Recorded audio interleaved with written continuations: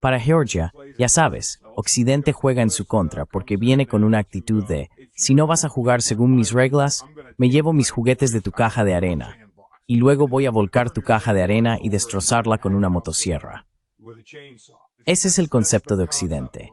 O haces lo que decimos, o vamos a intentar destruir todo lo que eres.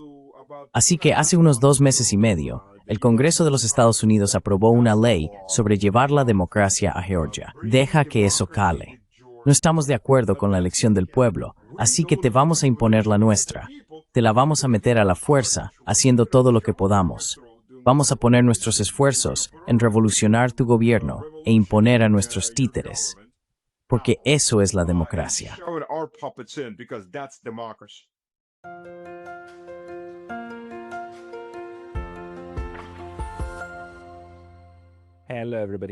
Hola a todos, soy Pascal de Laterality Studies y hoy vuelvo a hablar con Stanislav Krapivnik, exoficial del ejército estadounidense, ejecutivo de cadena de suministro y experto militar político. Stas, bienvenido de nuevo al canal. Gracias, siempre es un placer. Me alegra tenerte de vuelta, porque dijimos que queríamos hablar un poco sobre Georgia y el Cáucaso, ya que han estado ocurriendo muchas cosas. De hecho, acabo de grabar un video antes con 2 colegas más, y también me encantaría conocer tu opinión sobre lo que está pasando en... Bueno, empecemos por Georgia.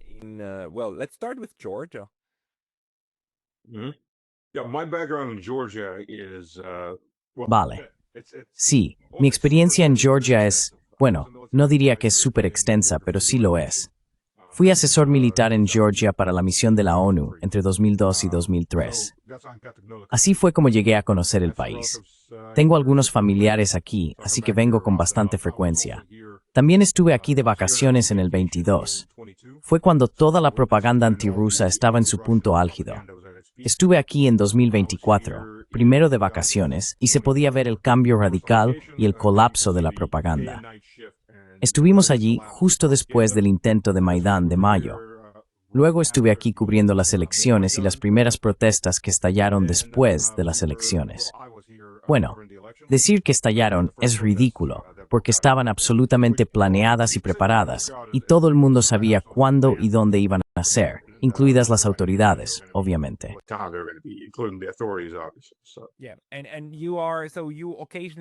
Visitas Georgia de vez en cuando y tienes una relación de 20 años con el país.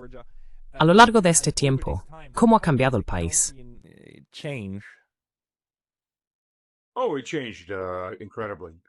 Oh, cambió increíblemente. Sabes, no había conducido en Georgia desde 2003. Luego volví, condujimos allí en 2022.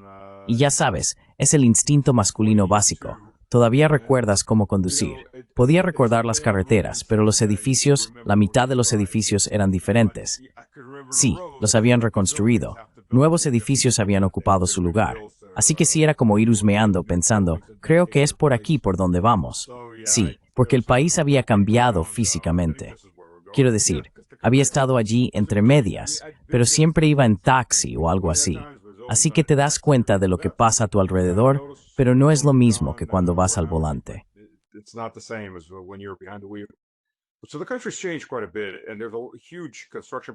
Así que el país ha cambiado bastante, y hay enormes proyectos de construcción en las afueras. Georgia adoptó una posición sumamente inteligente en 2022 cuando declaró que sería neutral. Y esto teniendo en cuenta la enorme presión, tanto externa como interna. Ante todo, para entender Georgia, hay que saber que Georgia está rompiendo activamente con su condición de colonia de Occidente. Saakashvili la ató completamente a Occidente, especialmente después de la guerra de 2008. Y lo interesante de la guerra de 2008 es que justo antes de ella, Vladimir Vladimirovich Putin propuso a Georgia las conversaciones 3+1, es decir, Georgia, Abjasia, Osetia del Sur, más Rusia.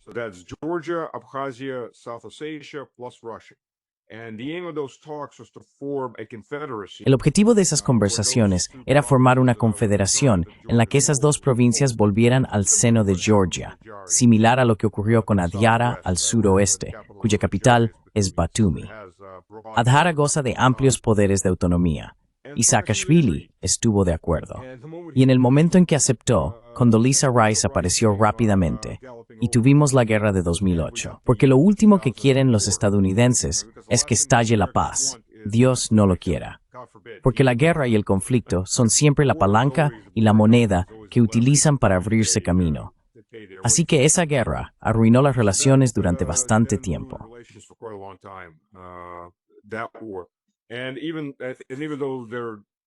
Y aunque los halcones antirrusos siguen gritando que Rusia empezó esa guerra, lo cual no es cierto, hubo una comisión de la UE, y la UE está lejos de estar del lado ruso, incluso en aquel entonces. Hubo una comisión de la OEM que salió y dijo, sí, absolutamente, los georgianos empezaron la guerra. Tenían sus motivos, intentaron justificarlo. Pero sí, los georgianos dispararon los primeros tiros. Los georgianos invadieron. Y cuando estuve en Georgia en 2002, conocí a los chicos de las fuerzas especiales. Salía con ellos y tomaba cerveza, que estaban organizando las primeras brigadas estadounidenses.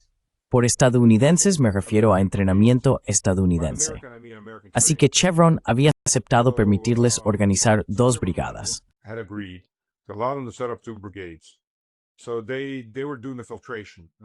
Así que estaban haciendo la filtración, seleccionando no tanto físicamente a los especímenes adecuados, sino mentalmente a los especímenes adecuados, si entiendes lo que quiero decir. Y luego eso pasó a manos del Cuerpo de Marines de los Estados Unidos. Los Marines estuvieron aquí organizándolos, formándolos en 2 brigadas, y luego el gobierno de Estados Unidos utilizó estas brigadas para ayudar a derrocar a Shevardnadze y poner a Saakashvili en el poder. Después, Saakashvili usó esas 2 brigadas como punta de lanza en su ataque contra Osetia del Sur. Y ya sabes, si vas a cometer un genocidio o intentar un genocidio, lo más sensato es quitarles los teléfonos móviles a tus hombres, porque se estaban grabando a sí mismos y jactándose de cómo mataban a civiles y hacían estallar apartamentos y coches con mujeres y niños dentro.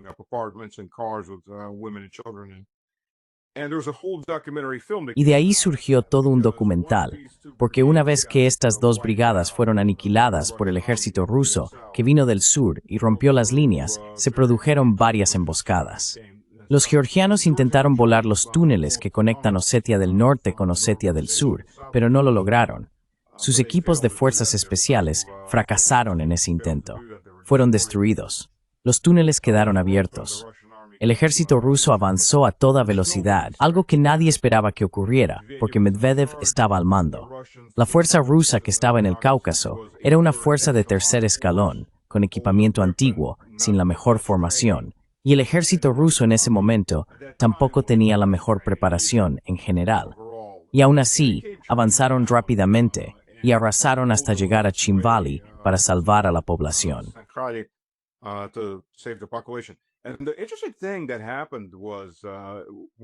Y lo interesante que ocurrió fue que uno de los oficiales principales decía, mientras avanzaban, porque estas 2 brigadas georgianas iban a la cabeza, que estaban exterminando a todo el mundo.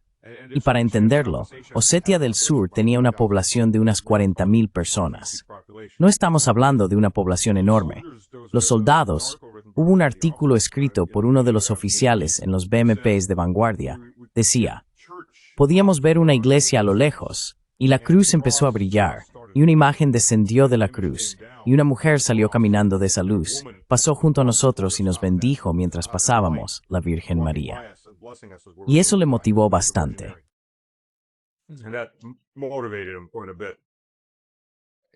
Así que esa es la historia de los soldados rusos atravesando Izmail y entrando en Osetia del Sur.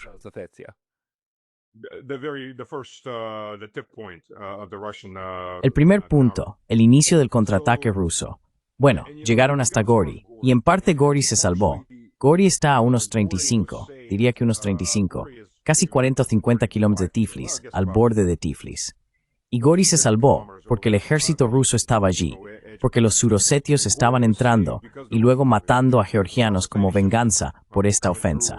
Así que el ejército ruso estaba allí y mantuvo la paz antes de retirarse. Un amigo mío me contaba, él es georgiano y vive en Tiflis, que cuando el ejército ruso estaba en Gori, el gobierno de Saakashvili envió a un montón de reclutas que ni siquiera habían recibido su entrenamiento aún.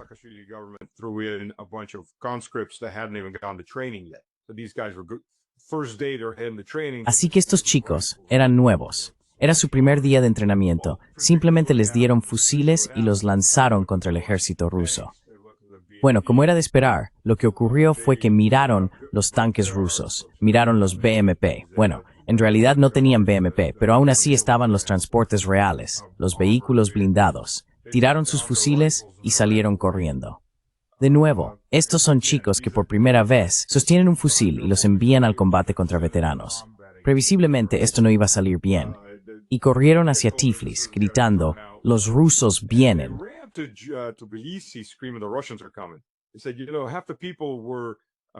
Dijeron que ya sabes, la mitad de la gente estaba recogiendo sus cosas para huir y la otra mitad estaba sacando banderas rusas porque odiaban a Saakashvili y veían que los rusos iban a venir a quitar a Saakashvili.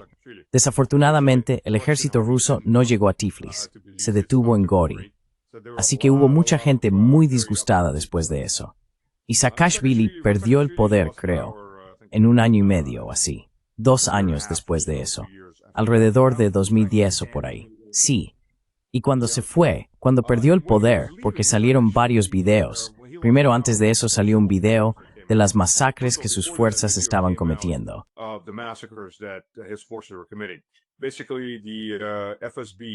Básicamente, el FSB llegó y simplemente recogió los teléfonos móviles de los muertos, los hackeó, extrajo sus videos y creó un documental con sus propias palabras, con sus propias acciones. Es difícil negar quién hace qué a quién a partir de eso. En segundo lugar, empezaron a salir videos justo antes de las elecciones. El gobierno georgiano pasó de ser una república presidencialista a ser una república parlamentaria. Y Saakashvili decidió que, como su segundo mandato presidencial terminaba, su partido ganaría las elecciones y él sería el primer ministro perpetuo con el poder real, porque el presidente ahora solo sería una figura decorativa. Así que a partir de aquí, seré primer ministro de por vida.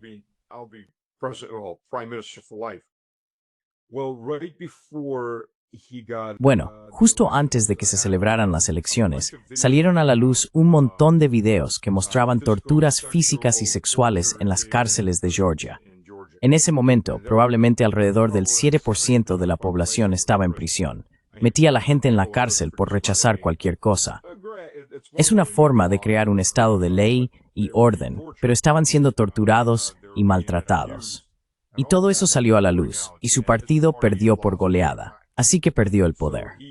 Como pequeña venganza, lo primero que hizo fue empezar a conceder la ciudadanía a todo el mundo. Quiero decir, me refiero a que entrabas con cualquier tipo de identificación y en 20 minutos salías siendo un nuevo ciudadano de Georgia. Así que africanos, chinos y otros en Tiflis que estaban trabajando allí o de visita. Pero eso es un asunto menor.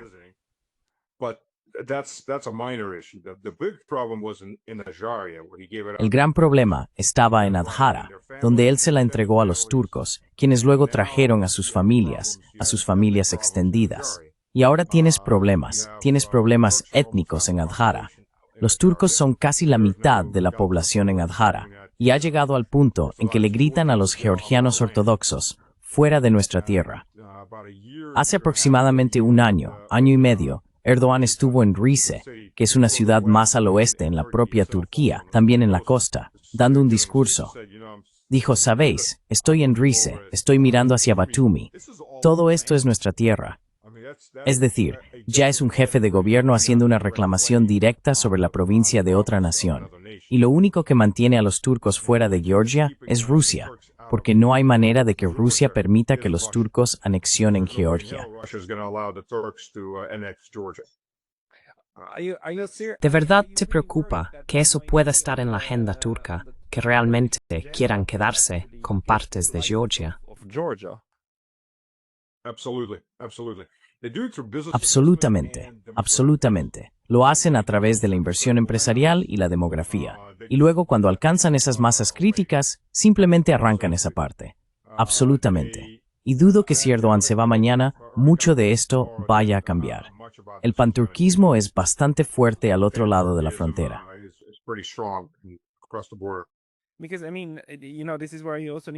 Porque quiero decir, ya sabes, aquí también hay que incluir Azerbaiyán y toda la inestabilidad actual en las tres repúblicas del sur del Cáucaso. Porque básicamente Azerbaiyán logró, por la fuerza de las armas, hacerse con Nagorno-Karabaj. Armenia, bajo el liderazgo de Pashinyan, está traicionando buena parte de los intereses del país. No solo permitiendo que eso ocurra, sino además manteniendo conversaciones activas con la UE, y quizá no con la OTAN, pero al menos sí con y acercándose mucho a ellos. Todo esto mientras Azerbaiyán parece soñar con un estado azerí más grande, incluyendo partes de Irán, y ya sabes, incluso ofreciendo a Israel una base para ataques contra Irán. Quiero decir, ¿puedes hablar un poco sobre esto? Me da la impresión de que ahora hay quienes calculan que el Cáucaso está en juego.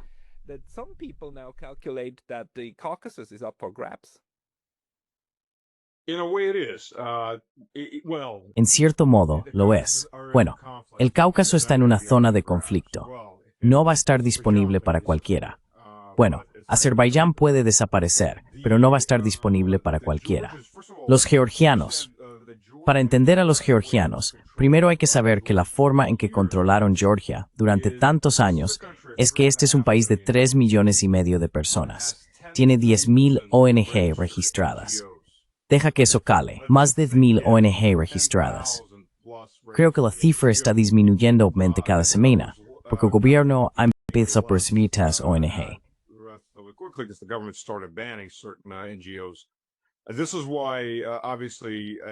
Por eso, evidentemente, tener una ley que exija la transparencia de la financiación era algo que nadie quería, salvo el gobierno georgiano y el elemento nacional en Georgia. Porque Dios no lo quiera, se vería cuánto dinero están inyectando en el país USAID, el Fondo de Desarrollo de la ONU y todas estas otras ONG, a través de estas ONG más pequeñas. Luego, alimentan el sentimiento antigeorgiano dentro del país, porque lo primero que hacen cualquiera de estas organizaciones es atacar la cultura del propio país. ¿Y qué atacas? Si quieres atacar la cultura de un país cristiano, vas a por la iglesia. Eso es lo primero que haces, dar el país. Esto es exactamente lo que está haciendo Armenia ahora.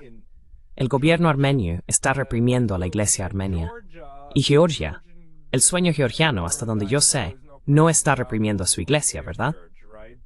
Pero eso es lo que a estas fuerzas les gustaría que ocurriera.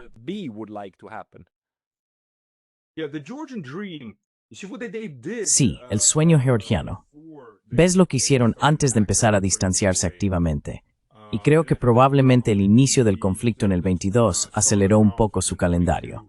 Antes de empezar a distanciarse, estaban retirando discretamente a los oficiales estadounidenses de la policía y el ejército. Cuando digo oficiales estadounidenses, me refiero a oficiales que fueron formados en Estados Unidos. Eso es algo, por cierto, que también mencionaron los turcos después del golpe contra Erdogan, sobre el que Rusia les advirtió.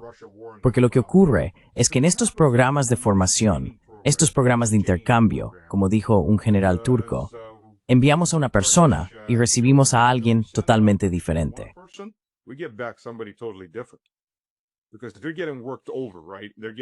Porque los están manipulando, ¿verdad? Los están lavando el cerebro, los están comprando. Algo que hace la CIA es comprar oficiales. Bueno, no comprarlos, los emplea. Así que puedes ser coronel en el ejército de tu país, pero eres capitán en la CIA.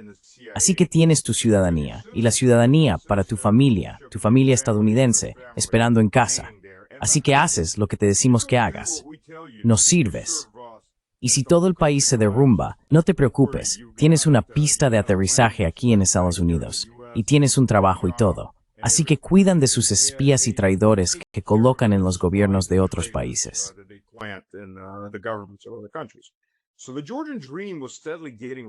Así que el sueño georgiano fue eliminando poco a poco a estas personas. Y por eso, este último Maidán fracasó totalmente. Porque si sigues el manual del Maidán, y estas personas no son originales, tienen más o menos un manual que funciona, y eso es lo que van a seguir paso a paso. Así que sacaron a la multitud a las calles. Consiguieron que parte de la burocracia que se identificaba como liberales antigubernamentales, que por cierto ahora están siendo despedidos en masa. Gracias por identificarse. No esperaban ser despedidos en masa.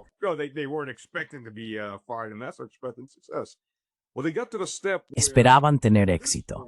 Bueno, llegaron al punto en el que en este momento aproximadamente un tercio o la mitad de los militares y la policía se pasarían al lado de los revolucionarios.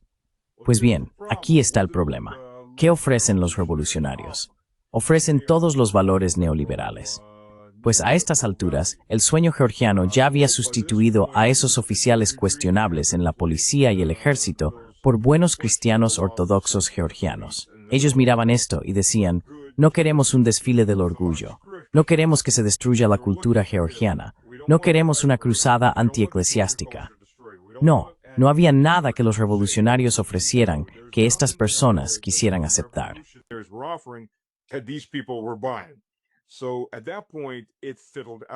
Así que en ese momento se desvaneció porque no tuvo ese siguiente chute de adrenalina, ese estímulo que lo habría llevado a un conflicto armado abierto. Lo intentaron con mucha fuerza. Incluso sacaron a los niños. Las familias salieron con niños. Algunas de estas familias progresistas salieron con niños, aunque parezca increíble, y empujaban a los niños al frente por indicación de los organizadores. Incluso había videos de niños de 7 y 8 años a los que les daban piedras para lanzar a la policía. Y la razón por la que ponían a los niños delante era porque esperaban provocar una gran respuesta policial y sacrificar a esos niños en el altar de la revolución.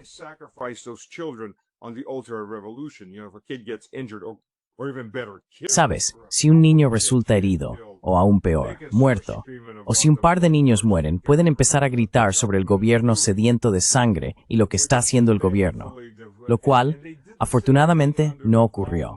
Hicieron lo mismo con Navalny en Rusia. Tuvieron que atraer a niños de 10 o 12 años a través de Internet. Oye, vamos a vivir una aventura. Y luego los empujan al frente contra la policía. Pero todo el mundo ya se había dado cuenta de este juego, así es que la policía fue extremadamente contenida, asegurándose de que no volara nada, de que ningún niño resultara herido.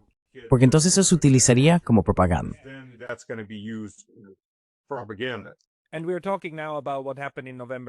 Y ahora estamos hablando de lo que ocurrió en noviembre y diciembre del año pasado. Y la policía georgiana, de hecho, fue extremadamente contenida, porque estos manifestantes estaban lanzando fuegos artificiales contra el edificio del Parlamento y usando punteros láser para intentar cegar a los agentes de policía. Todo mientras los medios occidentales decían que el derecho a protestar pacíficamente, debía ser protegido. Si algo así hubiera pasado en Berlín, Dios mío, te garantizo que habrían movilizado al ejército, reprimido y utilizado una violencia extrema, diciendo, oh, necesitamos proteger nuestros valores democráticos, y cosas por el estilo. Pero con Georgia, fue la Unión Europea la que no paraba de gritar a pleno pulmón, tenéis que dejar que esto ocurra. Ahora, por suerte, lograron que se calmara.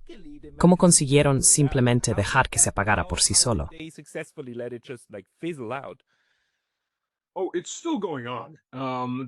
Oh, todavía sigue, si es que se le puede llamar así. Hay grupos de 10, 20 personas que salen y se sientan por ahí. Ni siquiera protestan en voz alta, simplemente se quedan de pie con pancartas. Les pagan $50 al día, que es bastante buen dinero para aquí. ¿Tenemos pruebas de eso? ¿Hay pruebas de que haya pagos involucrados en esto? Sí. Tengo amigos en el gobierno de Sueño Georgiano y estaba hablando con ellos en los altos cargos del gobierno de Sueño Georgiano.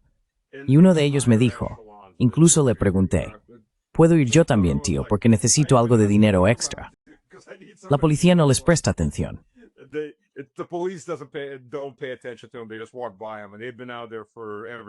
Simplemente pasan junto a ellos y han estado ahí todos los días. Aparecen hacia la tarde, se quedan unas horas, aprovechan el tiempo, ponen algunos carteles y luego se van. Pero este tipo de presencia se ha desvanecido. Quiero decir, se ha desvanecido por completo. Para finales de diciembre, para finales de enero, eran menos de 100 personas las que se presentaban. Ahora, en la primera reunión, te lo digo, en la primera reunión después de las elecciones, y lo que me encanta es la gente de la democracia, ya sabes, la gente que me hacen, en este caso extranjeros, y esposos míos, hablando de que no pueden aceptar las elecciones georgianas. how they can't accept the Georgian elections. I'm sorry, it's not yours to accept, it's the people. Lo siento, no te corresponde a ti aceptarlo, le corresponde al pueblo aceptarlo. Y una de las cosas que hizo Sueño Georgiano muy bien fue poner carteles enormes. Por ejemplo, uno de los carteles, en el lado derecho a color, tienes un autobús urbano georgiano circulando, haciendo su ruta. Y en el otro lado, en blanco y negro, tienes un autobús ucraniano calcinado en un edificio destruido. Y el mensaje era simple: ¿quieres paz o guerra? Es decir, no hacía falta profundizar en el número del partido por el que votar, porque todo está en la lista de partidos por números.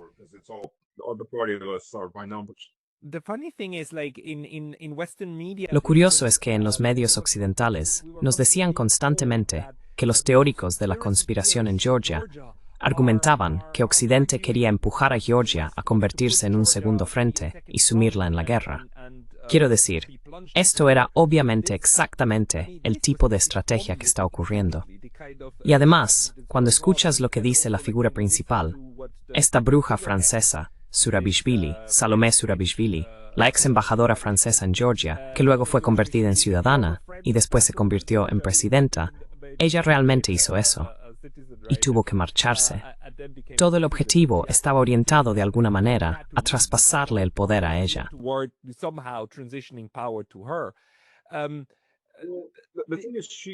La cuestión es que ella era solo una figura decorativa. No tenía poder real.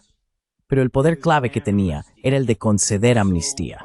Así que, hasta el momento en que se fue, cada vez que arrestaban a estas personas por cualquier motivo, alteración del orden público, lo que fuera, ella simplemente decía: concédeles la amnistía. Así que era una puerta giratoria, no podían encarcelar a ninguno de ellos. Así que en cuanto se fue, también avisaron a todos que esto se había acabado y que la alteración del orden público iba a conllevar una pena seria de 6 años. Y muchos de esos individuos se desvanecieron rápidamente. Dijeron: ah, vale, así que realmente vamos a tener que responder por ello. Y bueno, en el 24, cuando estuve allí por mis elecciones, ya sabes, Rustaveli es una calle muy bonita.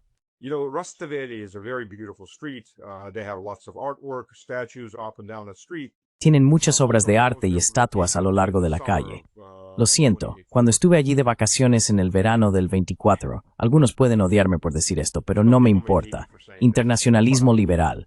Y créeme, existe un internacional liberal. Traen gente de diferentes países para ir a protestas en otros países. Cuando dejas entrar a los cerdos en tu casa, deberías esperar lo que va a pasarle a tu casa. Lo pintarrajearon todo. El suelo, las paredes, las estatuas, todo. Y quizás, revidos a hombros de alguien, pintaron edificios vecinos, edificios históricos nuevos, el mapa. Pintarrajaron el suelo de las estatuas. They graffitied the ground, they graffitied statues, they burnt benches, they burnt... Quemaron bancos, quemaron contenedores de basura. Quiero decir, es como una plaga de langostas. Simplemente destruyeron todo lo que pudieron a su paso. Y miras la ciudad. La cantidad de dinero que hay que gastar para arreglarlo todo, para limpiar todo, es repugnante. Vale, has ido a un país extranjero a protestar. Al menos no lo destruyas en el proceso. Pero estas son personas que no tienen ningún tipo de brújula moral. El fin justifica los medios. Y volvieron a hacer lo mismo después de las protestas, cuando las protestas se volvieron más violentas, como tenía que ser según el manual. Pero, ya sabes, en cuanto a esta teoría de la conspiración, Ghebreyesus, que fue un antiguo presidente, primer ministro de Georgia,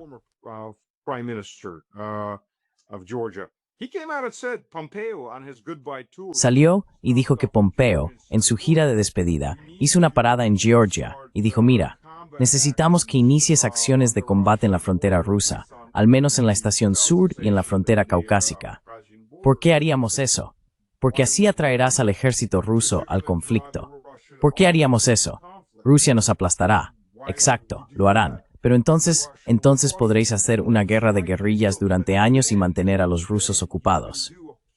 Es como: espera un momento. Espera, ¿qué ganamos nosotros con esto? Vamos a destruir nuestro país, a que nuestra gente sea asesinada en una guerra perpetua y desgastante en nuestro propio territorio. ¿Por qué haríamos esto? Porque Occidente necesita que lo hagáis.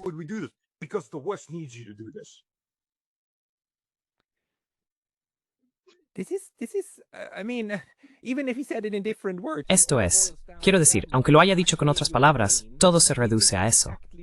Y de hecho en Ucrania, esto es exactamente lo que consiguió Ucrania.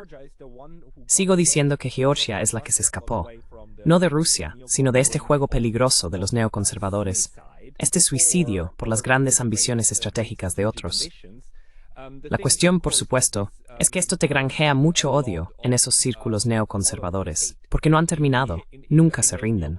Entonces, ¿qué está ocurriendo actualmente en este frente, aunque las cosas se hayan calmado en la calle?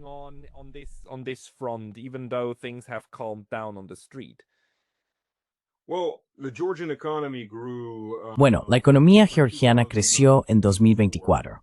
La economía de Georgia, en 2 años, había crecido un 20% y tenía una tasa de crecimiento, se prevé una tasa de crecimiento del 11% este año. Como Georgia se encuentra ahora mismo entre Turquía y Rusia, hay una enorme cantidad de tráfico que pasa por Georgia, grandes volúmenes de comercio entre Georgia y Rusia e inversiones que están llegando. Así que los georgianos salieron muy bien parados desde ese punto de vista. Y Georgia no es un país rico en recursos. Produce más o menos su propio alimento. Me refiero a bienes de consumo, como el pan, ya sabes, bueno, cereales. Pero aún así tiene que importar, e importa de Rusia. Gran parte de su energía proviene de Rusia, y en general mantiene buenas relaciones.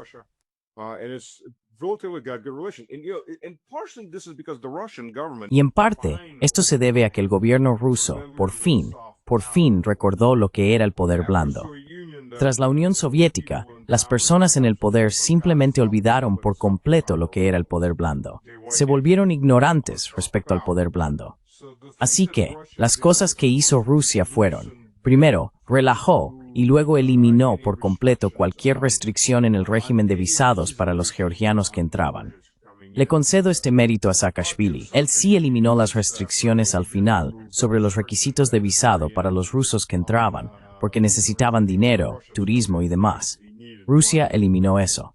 Los georgianos pueden quedarse en Rusia tanto tiempo como quieran. Ahora, solo tienen que, como cualquier extranjero, si te alojas con alguien o en un hotel, tienes que registrarte en ese lugar.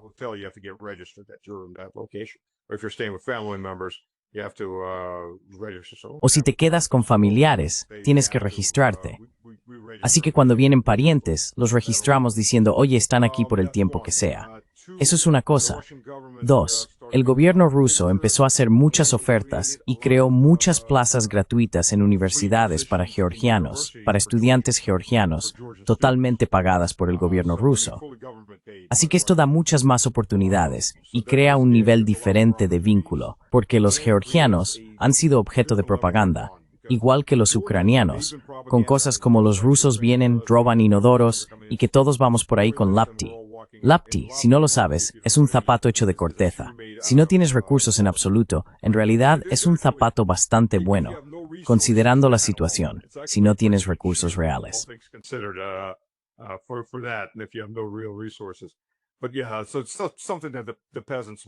Es algo que los campesinos llevaban en los pueblos hace 150, 200, 300 años. Así que este es el nivel de mentalidad, que los rusos viven, ya sabes, en pocilgas y así sucesivamente.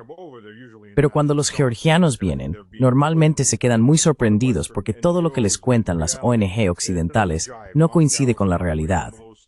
Moscú es probablemente la ciudad más avanzada de toda Europa, no solo por su limpieza, sino también por su infraestructura y su infraestructura de telecomunicaciones. Así que eso ha ayudado. Y ha llegado a tal punto, te diré otra cosa que también ayudó, la Legión Georgiana que lucha por Ucrania. De hecho, muchas de las personas en la Legión Georgiana son antiguos colaboradores de Saakashvili, sus antiguos nobles.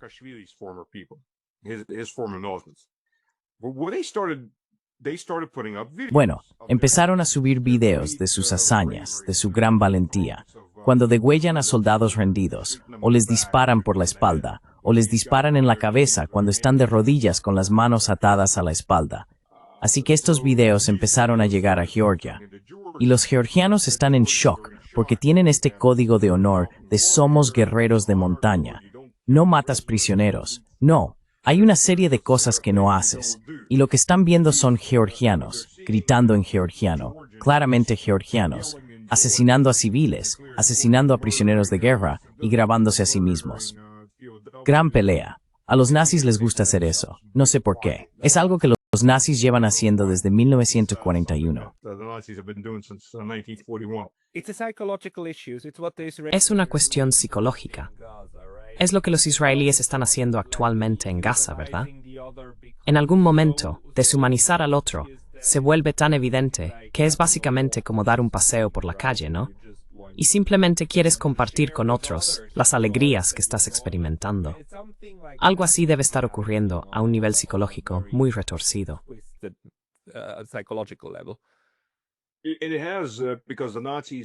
Lo ha hecho porque los nazis, y no solo los nazis alemanes, no olvidemos que en 1941 luchábamos contra la mayor parte de Europa, enviaban fotos a sus familias para mostrar a los niños que estaban ejecutando a civiles.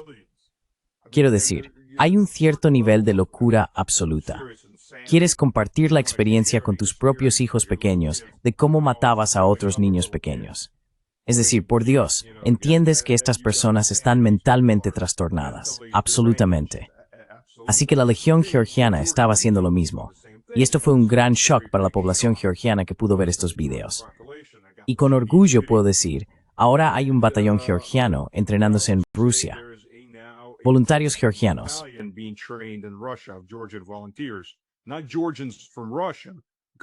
No georgianos de Rusia, porque hay unos 2 millones, quizá 1,5 millones, de georgianos que viven en Rusia de forma permanente.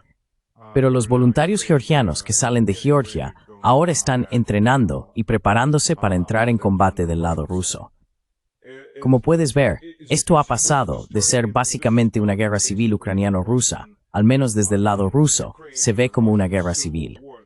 Esto se está acumulando con mucha gente, muchos agravios que ahora se están resolviendo en territorio ucraniano. Hay muchos africanos que quieren vengarse de los europeos. Hay árabes en ambos bandos. Los islamistas están del lado ucraniano, mientras que soldados sirios y otros que quieren vengarse por lo que ocurrió en Siria están del lado ruso.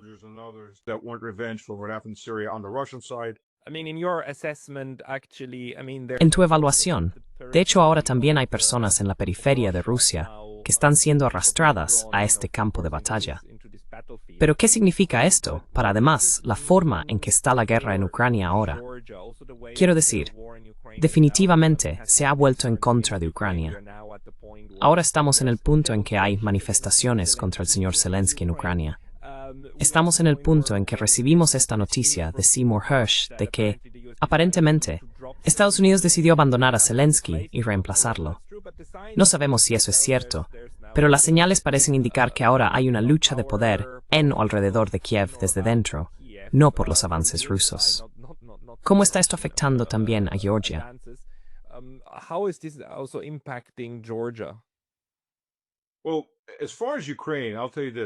Bueno, en cuanto a Ucrania, te diré esto. Puedes juzgar si Estados Unidos está del lado de Zelensky por si estas manifestaciones se desvanecen o no. El problema con cualquiera de estas manifestaciones del Maidán es que si no tienen la financiación adecuada, y en este caso tendría que ser financiación desde fuera de Ucrania, todas se desvanecerán por falta de fondos y porque Ucrania es un estado policial absoluto. La gente desaparece por todas partes si se presenta.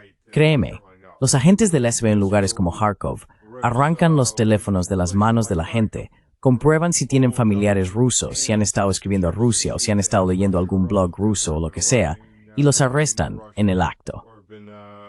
Muchas de estas personas simplemente desaparecen, se las llevan, las fusilan, las asesinan.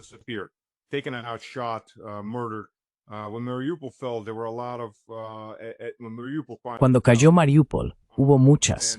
Cuando finalmente cayó Mariupol y la gente empezó a investigar más a fondo, muchas de estas zonas que habían sido demolidas empezaron a encontrar fosas comunes. Había un campo de concentración montado en una gasolinera donde utilizaban los tanques de gasolina vacíos para arrojar los cadáveres dentro. Había simplemente cantidades enormes de cadáveres. Así que podemos juzgar si estas manifestaciones tienen recorrido, si el gobierno de Estados Unidos realmente quiere deshacerse de Zelensky. Ahora bien, dicho esto, en el caso de Georgia, ya sabes, Occidente juega contra sí mismo. Porque Occidente viene con una actitud de, si no vas a jugar según mis reglas, me llevo mis juguetes de tu caja de arena, y luego le doy la vuelta a tu caja de arena y la destrozo con una motosierra. Ese es el concepto de Occidente.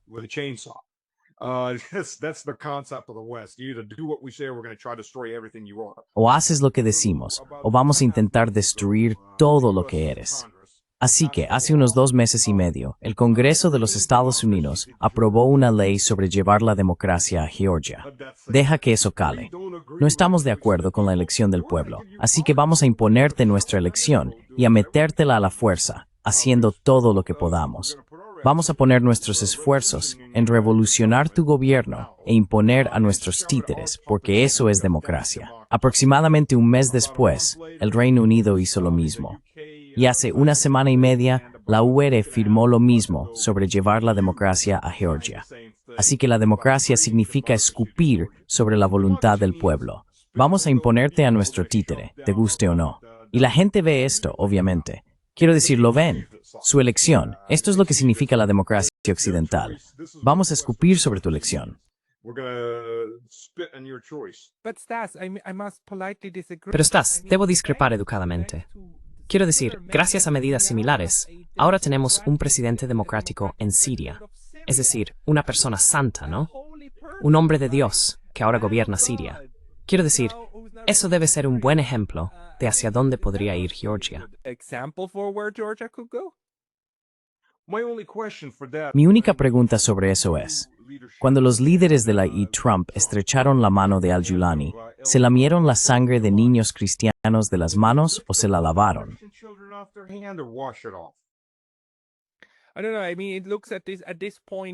No lo sé.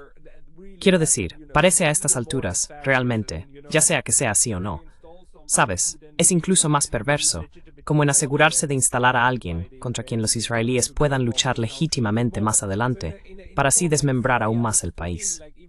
Así que, en un caso como Siria, me parece aún más un motivo por el que todos en la región deben ponerse las pilas y no seguir esos estúpidos manuales.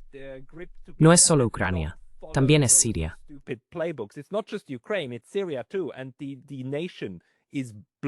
Y la nación es completamente destruida. Mientras que el liderazgo árabe, ya sabes, son como los capos en los campos de concentración. ¿Sabes? El capo era... Sí, sí. Para quienes no lo sepan, un capo era un prisionero en los campos de concentración nazis que gestionaba el campo desde dentro. No eran los alemanes quienes entraban en los barracones, golpeaban a la gente y los llevaban a la cámara de gas o al trabajo. Eran los capos, y ellos mismos eran prisioneros, y su trabajo era ser el último en pie. La actitud era, sobreviviré más que los demás. Así que es lo mismo con la mayoría de los líderes árabes. Ahora, volviendo a la zona del Cáucaso, el problema para Georgia es primero Armenia. Armenia, porque Armenia, con el líder anti-armenio en el poder, es un caldo de cultivo para intentos de movimientos revolucionarios hacia Georgia. El anti-armenio es increíble, ya sabes. En primer lugar, la gente que pierde guerras de forma tan patética como él normalmente acaba muerta si son el líder.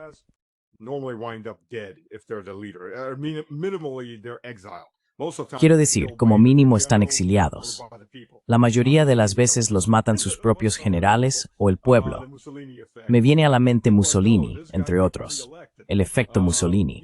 Pero no, este tipo fue reelegido. ¿Sabes?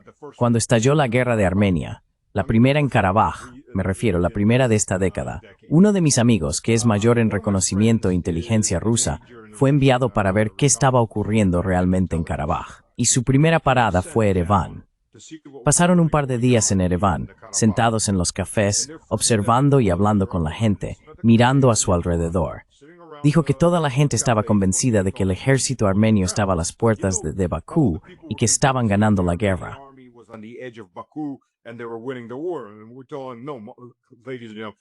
Y les estamos diciendo no, señoras y señores, es todo lo contrario. Saben, las fuerzas armenias en Karabaj han sido aniquiladas. Los ven como si fueran el enemigo número 1. Luego dijeron que la mayoría de los hombres en Ereván no intentaban luchar. Y las personas que iban a luchar, los voluntarios que llegaban, armenios y otros voluntarios de todo el mundo, tenían que colarse en Karabaj porque Pashinyan, el anti-armenio, cerró la frontera con Karabaj y no permitió que nadie fuera allí a luchar. Básicamente, dejó a la gente a su suerte, ¿verdad? Y estas personas estaban armadas con armamento muy anticuado, considerando todo.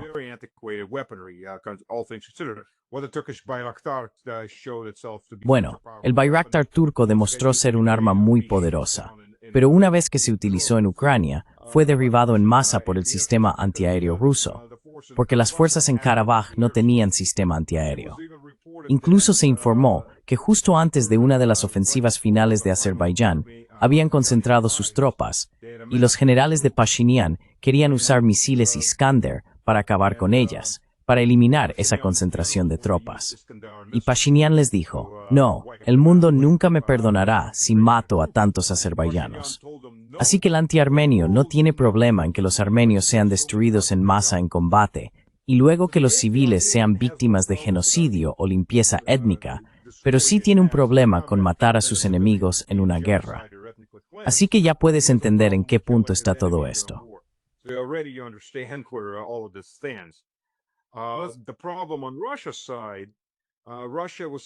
El problema por parte de Rusia es que Rusia se está quitando los guantes. Debería habérselos quitado en aquel entonces. Pero Rusia intentaba desempeñar el papel de buena y dócil. Y cuando los azerbaiyanos derribaron un helicóptero ruso en Armenia, la respuesta adecuada debería haber sido eliminar todo lo que volara, aviones azerbaiyanos sobre Azerbaiyán y Karabaj. Rusia tiene los PVO, el sistema antiaéreo. La respuesta adecuada para que el gobierno azerbaiyano entendiera su posición habría sido que Rusia derribara todo, al menos durante un día, simplemente negarles cualquier capacidad aérea. No lo hizo. Y Aliyev dijo, oh, tendremos una comisión, pagaremos algo de dinero a las familias como compensación por los pilotos y la tripulación muertos, y así sucesivamente. Pero Rusia en este caso mostró debilidad.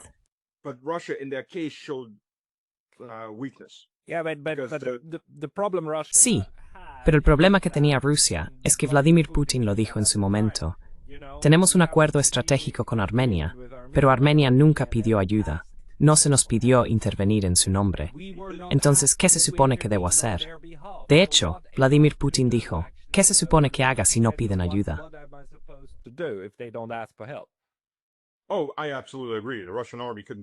Oh, estoy totalmente de acuerdo. El ejército ruso no podía entrar allí. Pero como dije, cuando los azerbaiyanos derribaron un helicóptero ruso en el espacio aéreo armenio, la respuesta debería haber sido devolverles el golpe con contundencia. Entonces todo se habría calmado. Pero como no lo hicimos, eso les animó a ir más allá. Ahora tenemos problemas con Azerbaiyán, problemas serios, pero Azerbaiyán, todo lo que tiene Azerbaiyán y el hecho de que esté desempeñando el papel de una segunda Ucrania, depende de que los antiarmenios sigan en el poder. Porque Azerbaiyán, salvo por una pequeña parte de su enclave, realmente no tiene frontera con Turquía. Y está rodeado de enemigos, o de lo que se ha convertido en enemigos. Y solo para entender hasta qué punto llega el enfoque egocéntrico de Aliyev.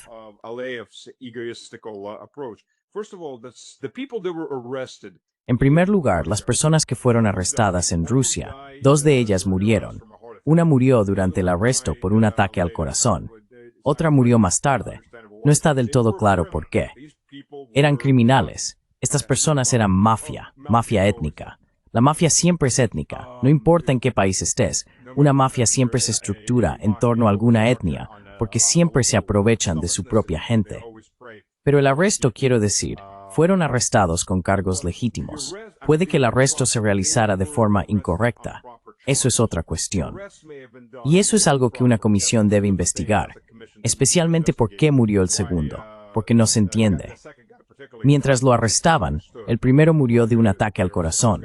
Era mayor y no estaba en buen estado de salud. Y de nuevo, quizá también deberían haber revisado cómo fue arrestado él.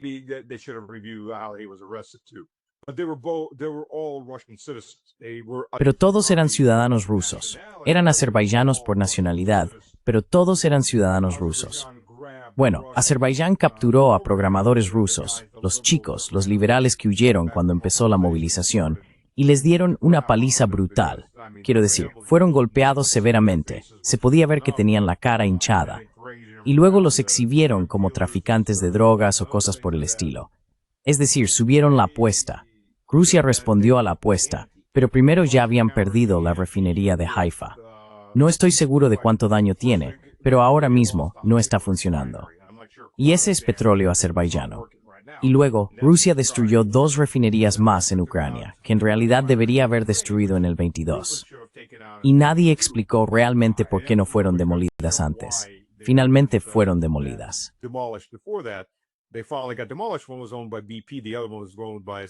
Uno pertenecía a BP, el otro pertenecía a SOCAR, que es la compañía petrolera de Azerbaiyán, la cual alimenta directamente los bolsillos de Aliyev. Y esos tipos, por cierto, en Rusia que fueron arrestados, básicamente formaban parte de la banda de Aliyev. Y hay unos 2 millones de azerbaiyanos, que viven en Rusia. Y lo que ahora está saliendo a la luz es que, y no digo esto en contra de todos los azerbaiyanos, es mi propia opinión, pero el elemento criminal, que trabaja directamente como una extensión de los servicios de inteligencia de los azerbaiyanos, y por tanto de Mossad, SBU y otras agencias, CIA, MI6, dentro de Rusia, estaban ayudando a planear el ataque contra los bombarderos estratégicos, porque su gente está en todas partes.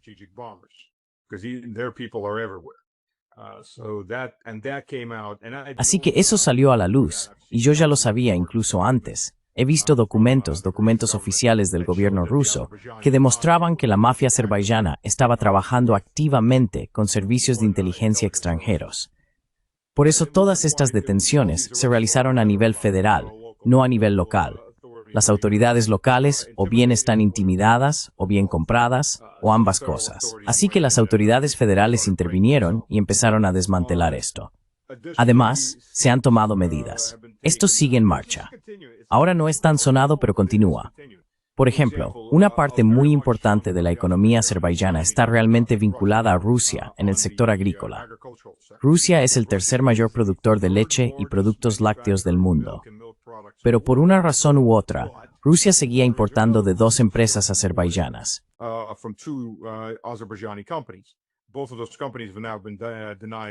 A ambas empresas se les ha denegado ahora las licencias de importación. Así que eso es un gran golpe, porque no tienen dónde colocar su producción. No pueden hacerlo en Irán, porque han arruinado las relaciones con Irán. En cuanto a las ambiciones imperiales de Aliyev, en primer lugar, el gran muftí de Azerbaiyán declaró que están a punto de recuperar todos sus lugares sagrados chiíes en Armenia, porque el gobierno armenio, el anti-armenio, está a punto de abrir la frontera para una migración masiva de azerbaiyanos a Armenia. Así que ya sabes, Azerbaiyán tiene una población varias veces mayor que Armenia. Hay muchos armenios repartidos por todo el mundo, más de 2 millones de armenios dentro de Rusia. Pero dentro de la propia Armenia, la densidad de población es en realidad bastante baja.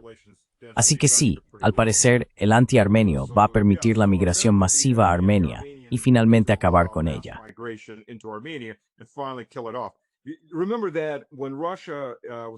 Recuerda que cuando Rusia luchaba contra los persas en esta parte del mundo allá por la década de 1820, todo esto eran janatos. No había gobiernos cristianos en estas zonas, salvo en Tiflis. Y el gobierno de Tiflis casi había sido destruido como vasallo que se rebeló contra la islamización de los persas. Los persas entraron y aniquilaron a la mayor parte de la población. Es decir, había 40.000 personas en el Principado de Tiflis cuando se unió al Imperio ruso, porque 2 años antes, la fuerza expedicionaria persa había dejado 150.000 cadáveres y se había llevado 250.000 esclavos de vuelta a Persia. Alejandro Presno no quería entrar en el Cáucaso, pero sus ministros le empujaron a hacerlo, porque decían que ya sabes, estas son personas ortodoxas que van a ser exterminadas. Como emperador ortodoxo, nalis prentnxiestem nalik recantheism maisimer.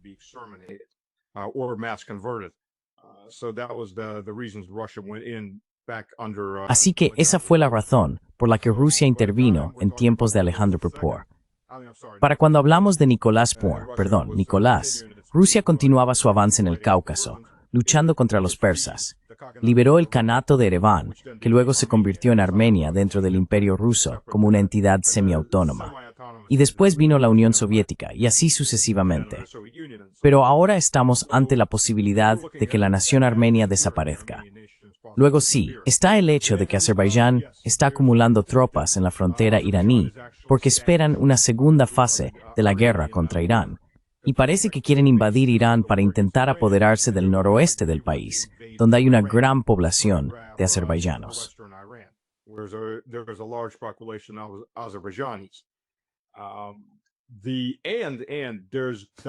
Y luego está Dagestán. Dagestán, para que lo entiendas, hasta la Unión Soviética era un 70% ruso. Bajo las políticas prorrusas de la Unión Soviética, y lo pongo entre comillas, la población rusa cayó aproximadamente al 20% desde el 70%. Dicho esto, hay 36 grupos étnicos diferentes dentro de Dagestán.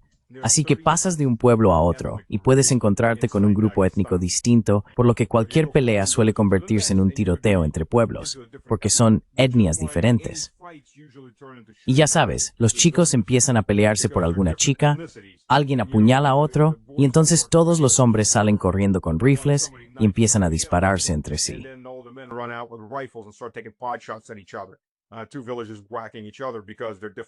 Dos aldeas enfrentándose porque son de diferentes grupos étnicos, y ahora tienen otra razón más para dispararse entre sí.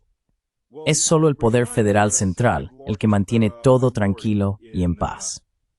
Bueno, los azerbaiyanos son la segunda minoría más grande, o el segundo grupo étnico más grande, en Dagestán, que de nuevo siguen estando lejos de ser mayoría, o algo que siquiera se parezca a una mayoría.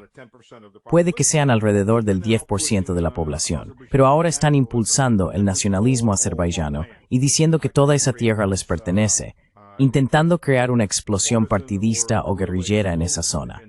Así que Azerbaiyán tiene sueños muy grandes de imperio. Tiene vecinos muy poderosos.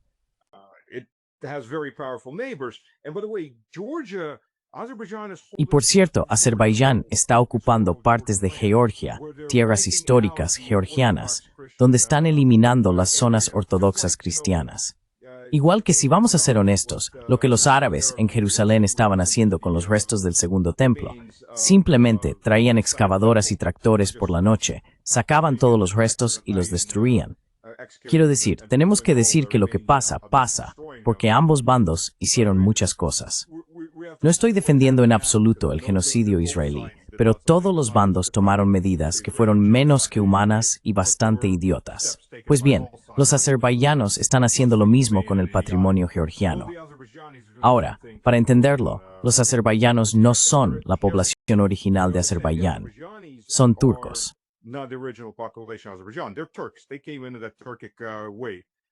Adoptaron esa forma de vida túrquica. Los turcos, lo que ahora se llama turco en Turquía, nunca se llamó Turquía, porque cada una de las tribus túrquicas tenía su propio nombre. Los otomanos eran un pueblo túrquico que conquistó a los demás, como por ejemplo, los turcos Rumi, que controlaban Trebisonda y esas zonas. Poco a poco, los otomanos unificaron a todos bajo su dominio. Aún así, no se llamaban a sí mismos turcos, se llamaban otomanos, porque ese era el clan o tribu que conquistó a las otras tribus. Solo después de que Atatürk llegó al poder, empezaron a llamarse turcos como nacionalidad, y todos esos otros turcos son túrquicos, como dirías, eslavos. Sabes, no ves a los checos diciendo todos somos checos. Dicen, vale, los checos son los checos, pero son eslavos como concepto general. Se extiende a lo largo del mar Caspio hasta Turkmenistán, ¿verdad? Quiero decir, es incluso en it. Es expuesto se merece para occidental de Casalol.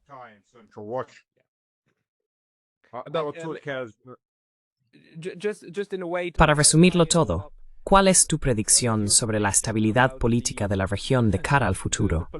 Porque en mi opinión, parece que nos espera un periodo muy movido y que la inseguridad va a aumentar cada vez más, especialmente entre Armenia y Azerbaiyán.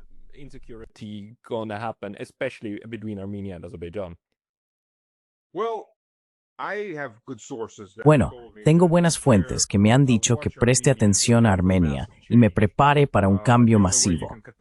La única manera de considerar eso un cambio masivo es si Pashinyan es apartado, pierde el poder, quizá incluso pierde la vida, y un gobierno diferente, pro-armenio, reemplaza al actual, que es anti-armenio. Si eso ocurre, es porque parece que Rusia está ya harta, lo suficiente como para actuar. Los georgianos no están nada contentos con lo que está pasando. Los iraníes están furiosos, increíblemente furiosos. Así que ni Pashinyan ni Aliyev tienen amigos en la zona, salvo los turcos. Y Armenia está al borde de... está constantemente al borde de la revolución y la guerra civil. Pero la situación ha empeorado mucho porque la iglesia se ha manifestado directamente en contra de Pashinyan. Pashinyan ha arrestado a 2 arzobispos y ha dicho que él mismo va a salvar a la iglesia armenia.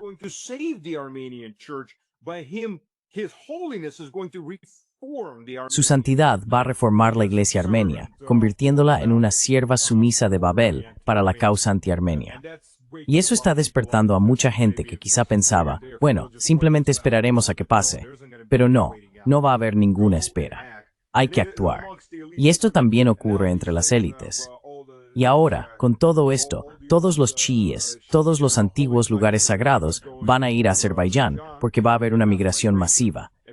Y la gente ha empezado a darse cuenta de que las cosas han empeorado mucho y que la situación es mucho más grave de lo que pensaban. Así que si esto sale adelante, de nuevo, sí, no puedo garantizarlo, y Pashinyan cae, Azerbaiyán se va a encontrar en una situación muy difícil, porque sus 4 grandes vecinos van a estar muy en su contra.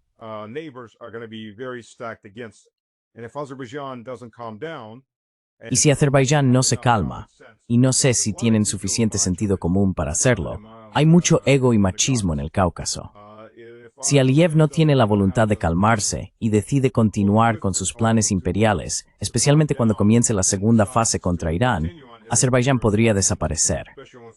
De hecho, podría desaparecer bastante fácilmente porque ya sabes, tiene 4, en este momento 3, pero pronto serán 4, enemigos a su alrededor y un mar a sus espaldas. No es la mejor posición, y no hay manera de que nadie pueda suministrarles ayuda. Si los turcos tienen que abrirse paso luchando por las montañas, eso será un trabajo muy costoso para ellos. Puede que simplemente tengan que asumir las pérdidas. Y eso también sería un conflicto directo con Rusia.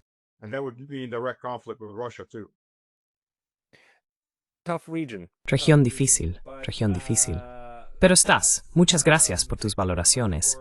Para quienes quieran leer más de ti, ¿dónde deberían ir?